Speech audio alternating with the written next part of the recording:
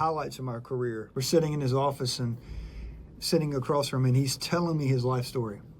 He's telling me all the years he served on the NYPD. And then he started to tell me the story of his family.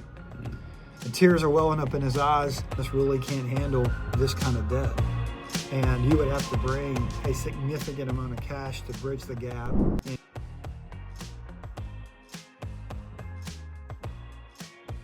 Welcome everybody to Take It to the Bank. I'm Ryan Thogmartin. I'm with my friend Tim Bridgers from Live Oak Bank. And today, I like this. So if someone has watched, which I'm going to just assume that everybody has watched the previous episodes of this podcast or listened to them, we've talked about relationship in some capacity in every single episode. And relationship is a word that I think really encompasses what Live Oak Bank is. And as I've been here multiple times visiting, we've been in strategy meetings with your team, relationship is a word that is used over and over and over. And so that's what I want you to find. This probably won't be a long episode, but I want you to talk about what does it mean to have a relationship with your bank. And then I'm going to have you give me a story about that. Sure. You know, when I think about relationships in banking and small business, I really think about words like guidance, accountability, support come to mind.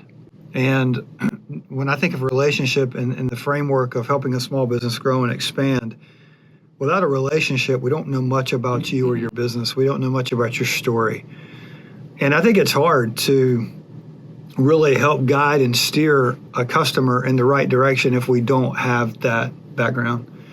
And yes, we can certainly make a decision based on certain characteristics related to an acquisition or a need for working capital, but we really can make a more confident decision and offer the best product and service if we have that knowledge and that relationship. And I think at the end of the day, that's because we want to help make the right decision for you and help you make the right decision for your business. So I think that's kind of the foundation of the relationship side of this this business. It's so good. And so as a bigger bank, so you're a bigger bank than if I just walk down to the corner in my local hometown bank. Mm-hmm.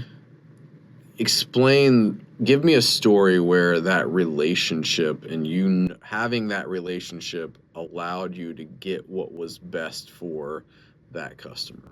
Yeah, so we had a customer reach out to us from New Hyde Park, New York, and talked to the customer, and I could tell on the early conversations that this individual was very passionate about his work and heard his story, was on the NYPD, very supportive of the community, and had been managing this funeral home for, I think, 20 years, give or take, and had an opportunity to purchase. There was an absentee owner there, and, was really not lost, but really didn't know what next step to take, and really was unsure of if what the seller was asking for was reasonable or doable, and really just needed guidance. And I felt that.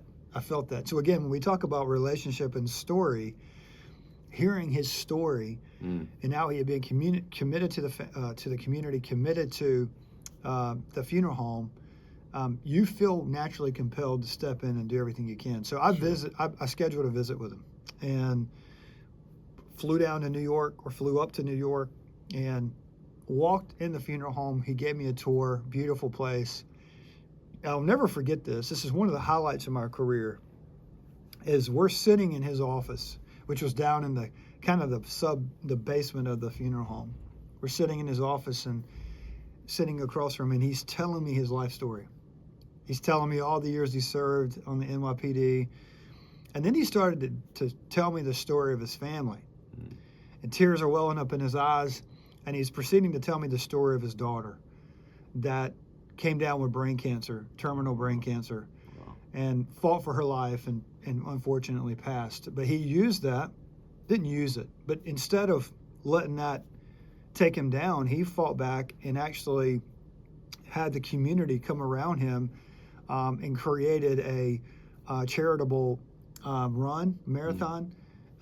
Actually, in the funeral home was the epicenter because he was working and managing the funeral home at this time.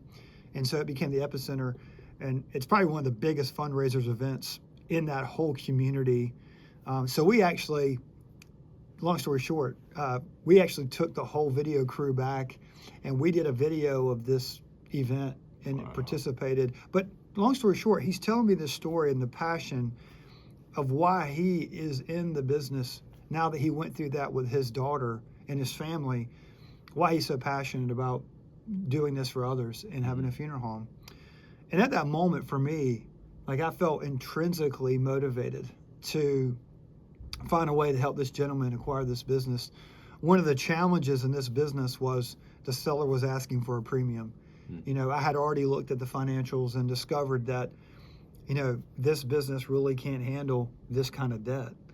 And you would have to bring a significant amount of cash to bridge the gap. And it wasn't one of these dynamics to where you wanted to bring in an equity player. You know, it was a kind of a tight-knit community, and he knew exactly what the funeral home needed.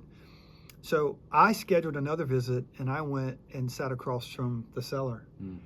And I proceeded to educate the seller on how we look at how a business can handle debt and how we're calculating that and how we look at the trends of it.